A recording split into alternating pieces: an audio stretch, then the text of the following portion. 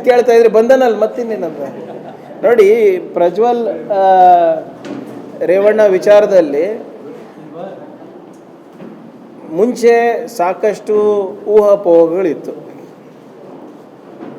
ಆದರೆ ಇವಾಗ ಅವರೇ ಕಸ್ಟಡಿನಲ್ಲಿದ್ದಾಗ ನಾವು ಏನಾದರೂ ಸುಮ್ಮನೆ ಸಂಕಲ್ಪ ಮಾಡ್ಕೊಳೋದು, ನಾವೇನೋ ಒಂದು ಸುಮ್ಮನೆ ಕಾಲ್ಪನಿಕವಾಗಿ ಮಾತನಾಡೋದು ಸರಿಯಲ್ಲ.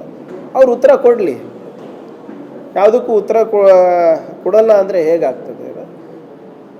ಈಗ ಜೂನ್ 6 ತನಕ ಅವರಿಗೆ ಕಸ್ಟಡಿನಲ್ಲಿದೆ. ಕಸ್ಟಡಿನಲ್ಲಿ ಏನೇನು ಸವಾಲುಗಳು ಕೇಳ್ತಾರೆ ನೋಡೋಣ, ಅದ್ರ ಉತ್ತರ ಮೇಲೆ ನಾವು ಇದು ಮಾಡೋಣ. ಆದರೆ ರೇವಣ್ಣ ಅವರಿಗೆ ಬೇಲ್ ಸಿಕ್ಕಿದೆ, ಭವಾನಿ ಅವರು ಮಿಸ್ಸಿಂಗ್ ಇದ್ದಾರೆ, ಇವರು ಕಸ್ಟಡಿನಲ್ಲಿದ್ದಾರೆ. ಸೊ ಯಾರ್ಯಾರು ಮೇನ್ ಅಕ್ಯೂಸ್ಡ್ ಇದ್ದಾರೆ ಎಲ್ಲರೂ ಕೂಡ ಇವತ್ತಿಲ್ಲ ನಾಳೆ ಕಾನೂನು ಚೌಕಟ್ಟಿನಲ್ಲಿ ಇರ್ತಾರೆ, ವ್ಯಾಪ್ತಿನಲ್ಲಿ ಇರ್ತಾರೆ. ಅವ್ರೇನು ಉತ್ತರ ಕೊಡ್ತಾರೆ ಅದ್ರ ಮೇಲೆ ನಾವು ನೋಡೋಣ ಅಂತ. ನಾವೇ ಯಾಕೆ ಇಲ್ಲ ಕಾನೂನು ಪ್ರಕಾರ ಮಾಡಲೇಬೇಕಾಗುತ್ತಲ್ಲ. ಕಾನೂನಿಗಿಂತ ದೊಡ್ಡವರು ಯಾರೂ ಅಲ್ಲ ಅಂತ ನಮ್ಮ ಸರ್ಕಾರ ನಿನ್ನೆ ತೋರಿಸ್ಕೊಟ್ಟಿದೆ.